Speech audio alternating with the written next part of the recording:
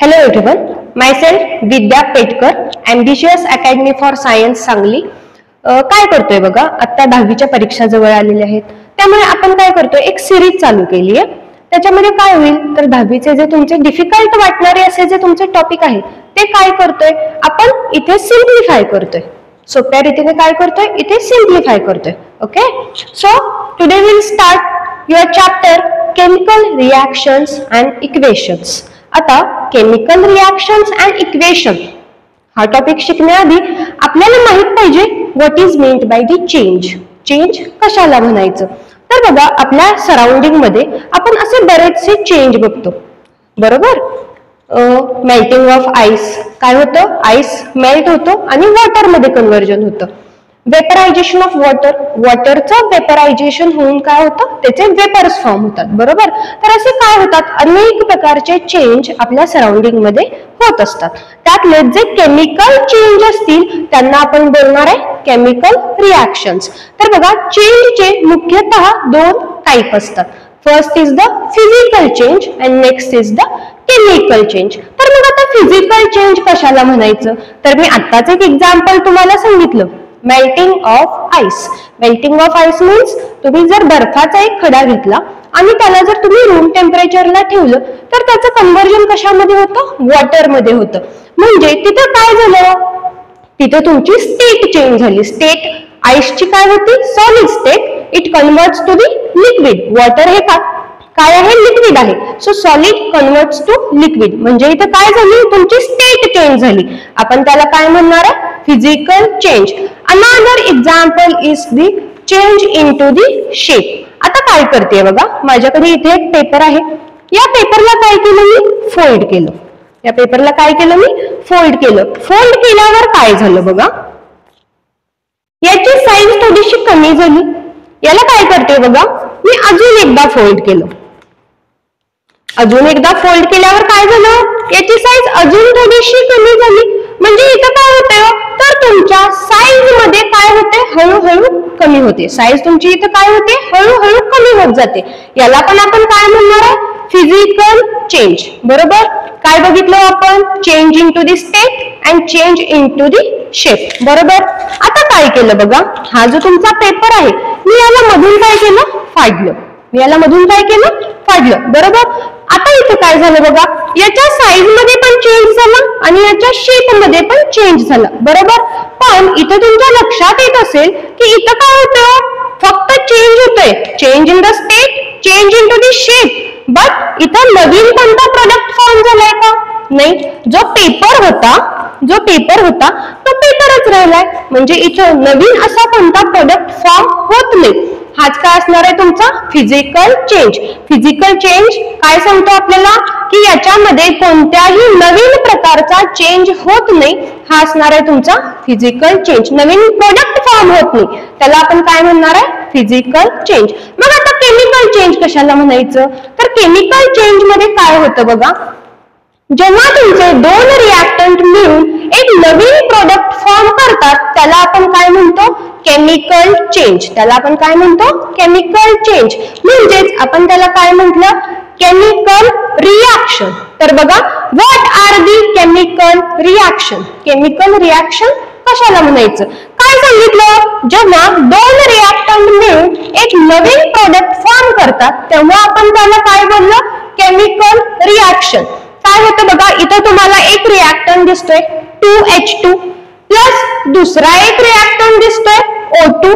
दोघं मिळून काय झाले, रिएक्ट झाले आणि त्यांच्यापासून एक प्रोडक्ट फॉर्म झाला which is the 2H2O means पाणी. H2O formula of the water. काय झालं बघा, 2H2 प्लस O2 दोन रिएक्टंट होते, काय झाले, कंबाईन झाले आणि त्याच्यापासून एक प्रोडक्ट फॉर्म झाला, बरोबर, which is the 2H2O means water. A chemical reaction is a process where the reactant get converted into product which may be under an influence of a catalyst. काय सांगितलं, जेव्हा दोन रिएक्टंट मिळून एक product form करतात तेव्हा त्या रिएक्शनला आपण बोलतो केमिकल रिएक्शन. कधी ती होते, in influence of the catalyst. कधी काय होते बघा ती in influence of the catalyst, कधी कॅटलिस्टच्या अंडर होते, कधी कधी कॅटलिस्ट नाही वापरत. Okay. Next is the above equation shows a change of a reactant to product through an arrow placed between them.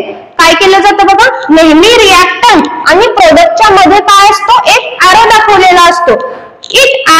This arrow represents the reactant into product. Change represents reactant into the product. काय होतं, reactant मधून product मध्ये जो काही change केला जातो तो कशाने दाखवला जातो, तर या मिडल एरोनी दाखवला जातो.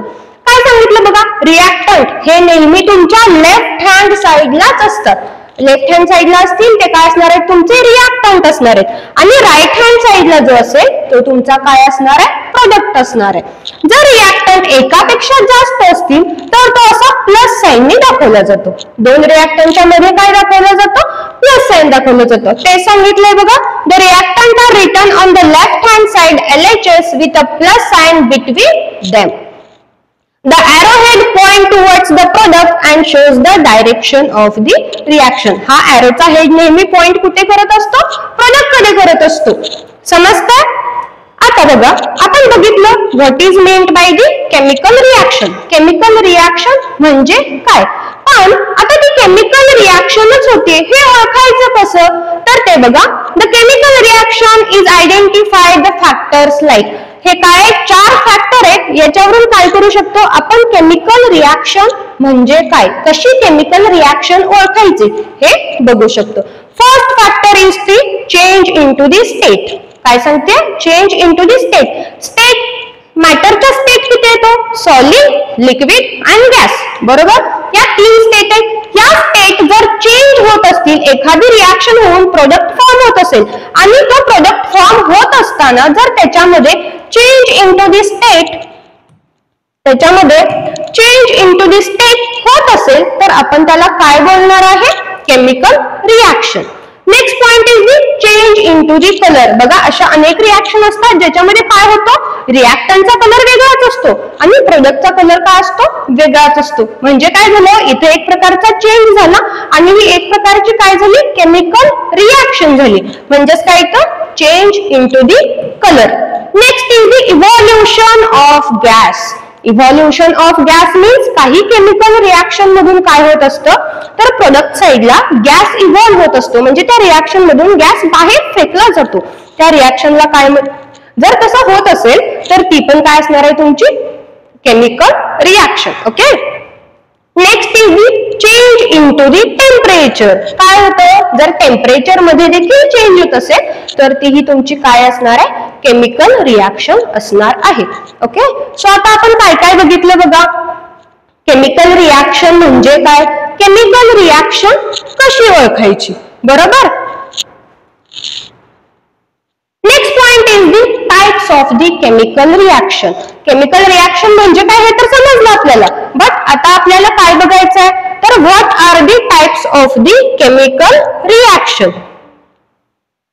बघा काय बघतोय, there are 5 types of the chemical reaction. Chemical रिएक्शनचे एकूण 5 टाइप आहेत.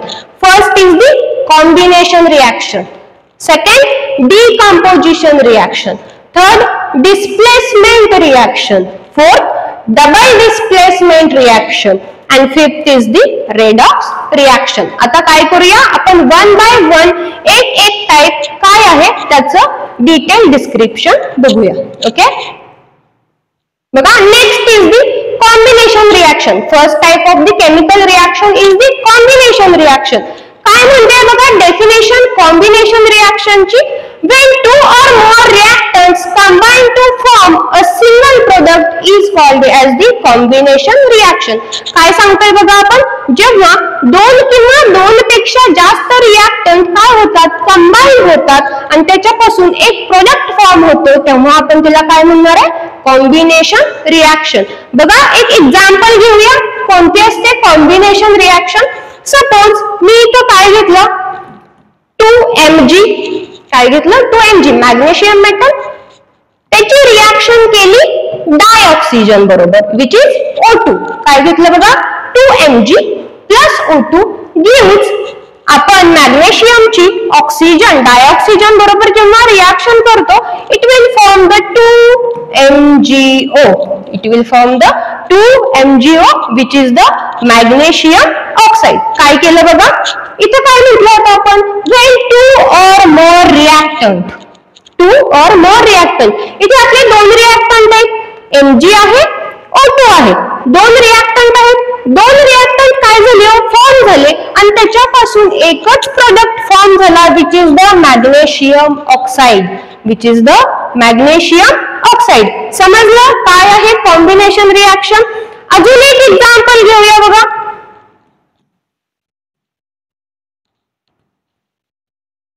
NH3 प्लस HCl काय घेतलं बघा, NH3 घेतलं प्लस HCl घेतलंय. हे दोघं काय होणार आहेत, रिॲक्ट होणार आहेत आणि याच्यापासून एक प्रोडक्ट फॉर्म होणार आहे विच इज द NH4Cl. काय म्हटलं बघा, दोन रिॲक्टंट होते, दोन रिॲक्टंट काय झाले, कंबाईन झाले आणि त्याच्यापासून आपल्याला इथं काय मिळाला, एक प्रोडक्ट फॉर्म झाला which is the NH4Cl. Okay, समजतंय काय आहे कॉम्बिनेशन रिएक्शन. जेव्हा दोन किंवा दोन पेक्षा जास्त रिएक्टंट एकत्र येऊन एक प्रोडक्ट फॉर्म करतात तेव्हा आपण त्याला बोलणार आहे combination reaction. Okay, so next type is the decomposition reaction. Next point is the decomposition reaction. आता कॉम्बिनेशन रिएक्शन मध्ये काय बघितलं आपण, दोन किंवा दोन पेक्षा जास्त रिएक्टंट एकत्र येऊन एक प्रोडक्ट फॉर्म करतात, राईट. बट आता काय बघतोय, डिकम्पोजिशन रिएक्शन. डिकम्पोजिशन रिएक्शन काय सांगते बघा, the chemical reaction in which 2 or more products formed from a single reactant. काय म्हणतोय, when the chemical reaction in which 2 or more products are formed from a single reactant. तिथं काय होत होतं, दोन रिएक्टंट मिळून एक प्रोडक्ट फॉर्म करत होते. बट इथं काय होतंय बघा, तुमच्याकडे एक रिएक्टंट आहे आणि तो एक रिएक्टंट काय होतो, डिकम्पोज होतो आणि त्याच्यापासून आपल्याला काय मिळतात, दोन किंवा दोन पेक्षा जास्त प्रोडक्ट मिळतात. त्या रिएक्शनला आपण म्हणणार आहे डिकम्पोजिशन रिएक्शन.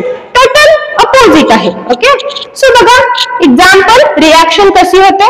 आपण काय घेतलं बघा, एक कॅल्शियम कार्बोनेट CaCO3, त्याला काय केलं आपण, डिकम्पोज केलं म्हणजे त्याला काय केली, थोडीशी आपण हीट प्रोव्हाइड केली. हीट प्रोव्हाइड केल्यावर काय होतं बघा, त्याच्यापासून आपल्याला मिळतो एक calcium oxide plus CO2. Calcium oxide plus carbon dioxide. म्हणजे इथं आपला रिएक्टंट एकच होता CaCO3 कॅल्शियम कार्बोनेट, बट तो डिकम्पोज होऊन आपल्याला त्याच्यापासून काय मिळालं, एक कॅल्शियम ऑक्साइड आणि एक कार्बन डायऑक्साइड. समजतंय बघा.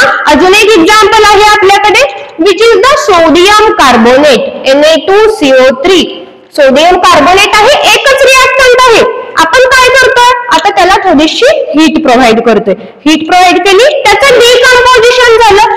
डिकम्पोजिशन झाल्यावर आपल्याला काय काय मिळते बघा, one is the Na2O which is the sodium oxide and again carbon dioxide. म्हणजे Na2CO3 एकच रिएक्टंट होता आणि तो डिकम्पोज होऊन आपल्याला काय काय मिळालं, तर सोडियम ऑक्साइड मिळालं आणि दुसरा काय मिळाला, कार्बन डायऑक्साइड. ही होती तुमची decomposition reaction. The chemical reaction in which one reactant decomposes to form 2 or more products is called as the decomposition reaction. Okay, so next and third type of the chemical reaction is the displacement reaction. Is the displacement reaction. काय म्हणते बघा displacement reaction, the reaction in which place of the ions of a less reactive element. काय म्हणते बघा, the reaction in which the place of the ions of a less reactive element in a compound is taken by another more reactive element. The reaction in which place of the ions of a less reactive element is in a compound is taken by another more reactive element by formation of its own ions is called a displacement reaction. थोडक्यात काय होतं बघा, इथं काय असतो, एक reactant असतो तुमचा लेस रिएक्टिव्ह.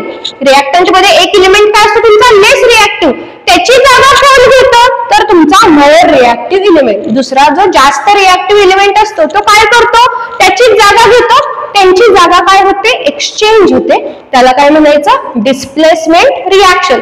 इथे तुम्हाला दिसत असेल AB हा एक रिएक्टंट दिसतोय आणि C हा एक रिएक्टंट तुम्हाला दिसतोय बरोबर. AB मध्ये बघा एक आयन दिसतोय तुम्हाला ब्ल्यू कलरचा, एक आयन दिसतोय तुम्हाला पिंक कलरचा, आणि C हा एक रिएक्टंट आहे तो तुम्हाला येलो कलरचा दिसतोय बरोबर. आता इथं एरो दाखवलाय, कुठून कुठे दाखवता तो तर रिएक्टंट कडून प्रोडक्ट कडे बरोबर. आता प्रोडक्ट साइडला काय दिसतंय बघा, इथं आपल्याला काहीतरी वेगळंच दिसतंय. इथं बघा इथं काय होता हा ब्ल्यू आणि पिंक एकत्र होते बरोबर, पण इथं गेल्यावर काय झालं बघा हा ब्ल्यू इथं आपल्याला एकटाच दिसतोय आणि हा जो पिंक कलरचा आयन होता तो कोणाबरोबर गेला, तो गेला या B बरोबर. म्हणजे यानं काय केलं तर या A ला सोडून या B बरोबर काय केलं कंबाईन झाला. म्हणजे इथं काय झालं बघा हा पिंक A ला सोडला आणि कोणाबरोबर गेला C बरोबर गेला, म्हणून इथं A हा एक सेपरेट एलिमेंट आपल्याला दिसतो आणि BC हा एक दुसरा आपल्याला काय दिसतो प्रोडक्ट दिसतो. समजतंय ही काय आहे तुमची डिस्प्लेसमेंट रिएक्शन. ओके सो एक एक्झाम्पल घेऊया बघा डिस्प्लेसमेंट रिएक्शन काय आहे.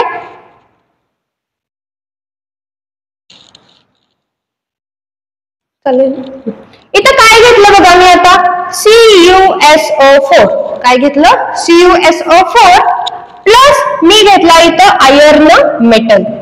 एक काय घेतलाय CuSO4 घेतलाय प्लस एक आयर्न मेटल घेतलाय.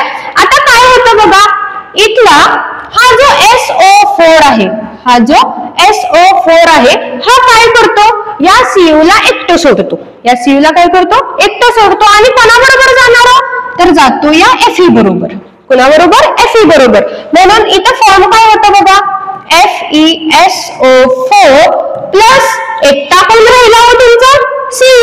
मगाशी कसा एकटा राहिला होता तसा आता इथं काय राहिला Cu राहिला. समजतंय काय होतंय इथं काय होता CuSO4 होता प्लस एक तुमचा आयर्न मेटल घेतला होता आपण, तो सेपरेट होता. बट जेव्हा प्रोडक्ट फॉर्म झाला तेव्हा काय झालं बघा या SO4 ने या Cu ला एकटं सोडलं आणि तो कोणाबरोबर गेला तर या Fe बरोबर गेला आणि प्रोडक्ट फॉर्म झाला FeSO4 प्लस Cu. समजतंय बघा. अजून एक एक्झाम्पल घेऊया. अगेन काय घेतलं बघा मी CuSO4 घेतलं प्लस त्याच्यामध्ये ऍड केलं Pb. काय ऍड केलं Pb.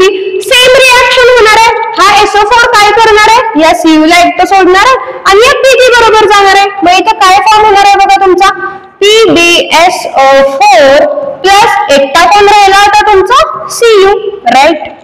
ही काय आहे तुमची डिस्प्लेसमेंट रिएक्शन. समजतंय हे काय होते तुमची displacement reaction. Next is the double displacement reaction. Next reaction आहे तुमची डबल डिस्प्लेसमेंट रिएक्शन. एक बघितली आपण डिस्प्लेसमेंट रिएक्शन, बट आता काय आहे तुमची डबल डिस्प्लेसमेंट रिएक्शन. आता काय होतं बघा the reaction in which the ions in the reactant are exchanged to form a precipitate is a double displacement reaction. काय म्हणतोय बघा आपण the reaction in which the ions in the reactant are exchanged to form a precipitate. काय होतं exchange होतो आणि त्याच्यापासून काय फॉर्म होतो precipitate is a double displacement reaction. Okay बघा इथे काय दिसतंय मगाच सारखेच AB दिसतायत ना. आता इथं बघा AB आहे, एक आयन ब्ल्यू आहे, एक आयन पिंक आहे प्लस CD हा एक रिएक्टंट आहे तुमचा. इथं काय दिसतंय एक आयन काय दिसतोय तुमचा येलो कलरचा दिसतोय आणि एक काय दिसतोय ग्रीन कलरचा दिसतोय. आता काय होतं बघा इथं हा जो AB आहे हा CD आहे, दोन रिएक्टंट आहेत तुमच्याकडे. आता प्रोडक्ट साइडला काहीतरी वेगळंच दिसतंय. इथं कोण होता ब्ल्यू बरोबर पिंक होता, बट इथं काय दिसतंय आपल्याला ब्ल्यू बरोबर तर ग्रीन आला. मग पिंक कुठे गेला तर पिंक कोणाबरोबर गेला या येलो C बरोबर गेला. म्हणजे इथं काय झालं बघा याच्यामध्ये हे जे दोन आयन होते आणि CD मध्ये पण हे जे दोन आयन होते दोघांनी काय केली हो आपली जागा एक्सचेंज केली. दोघांनी काय केलं आपली जागा डिस्प्लेस केली म्हणूया. आणि काय झाले हो A बरोबर कोण गेलं तर तुमचा D गेला आणि C बरोबर कोण गेला बी गेला, म्हणजे इथं काय झालं, दोघांनीही आपली पोझिशन चेंज केली. सो आपण याला काय म्हणणार आहे, डबल डिस्प्लेसमेंट रिॲक्शन. याला आपण काय म्हणणार आहे, डबल डिस्प्लेसमेंट रिॲक्शन. ओके, एक एक्झाम्पल बघूया बघा काय होतं, कशी होते तुमची डबल डिस्प्लेसमेंट रिॲक्शन. आता काय घेते बघा मी,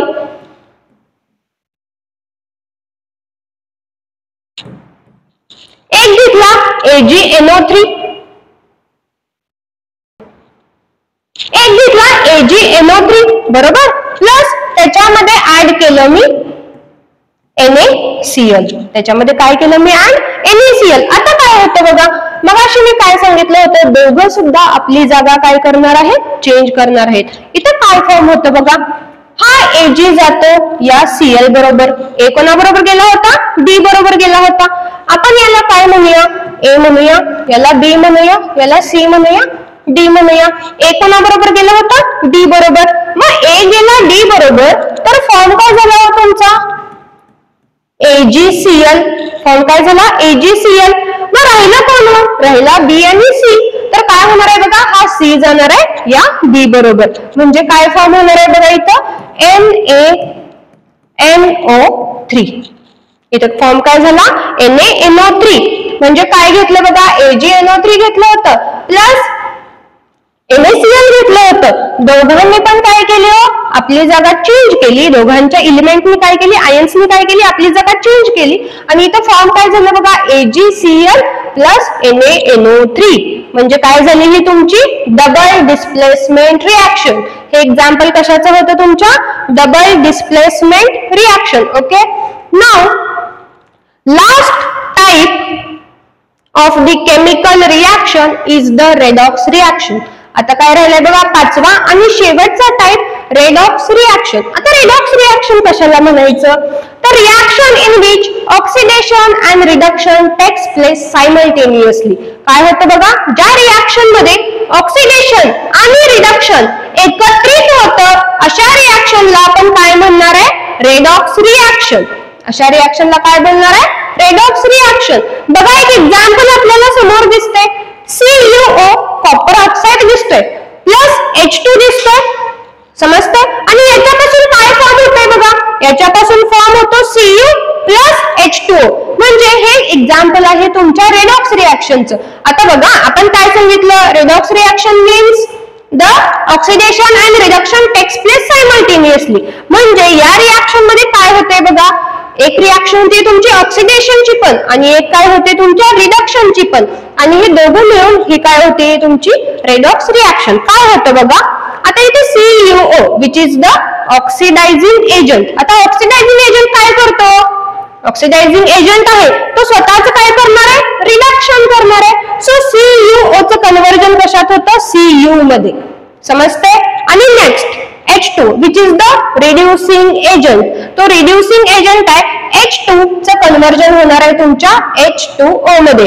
इथं दिसतंय बघा CuO आहे, CuO चं कन्व्हर्जन झालं Cu मध्ये आणि H2 चं कन्व्हर्जन झालं H2O मध्ये. म्हणजे इथं काय झालं, H2 मध्ये एक ऑक्सिजन काय झाला, ऍड झाला. आणि इथं काय दिसतंय बघा, CuO कॉपर ऑक्साईड होता, याच्यातून एक ऑक्सिजन काय झाला, लेस झाला आणि त्याचं कन्व्हर्जन काय झालं Cu मध्ये. हे काय होती तुमची रेडॉक्स रिॲक्शन. ज्या रिॲक्शन मध्ये ऑक्सिडेशन आणि रिडक्शन एकत्रितरित्या होतं, त्या रिॲक्शनला काय म्हणतो आपण, रेडॉक्स रिॲक्शन. ओके, सो बाळांनो हे काय होते, 5 types of the chemical reaction. First is the combination reaction, decomposition reaction, displacement reaction, double displacement reaction, and fifth is the redox reaction. Okay, thank you.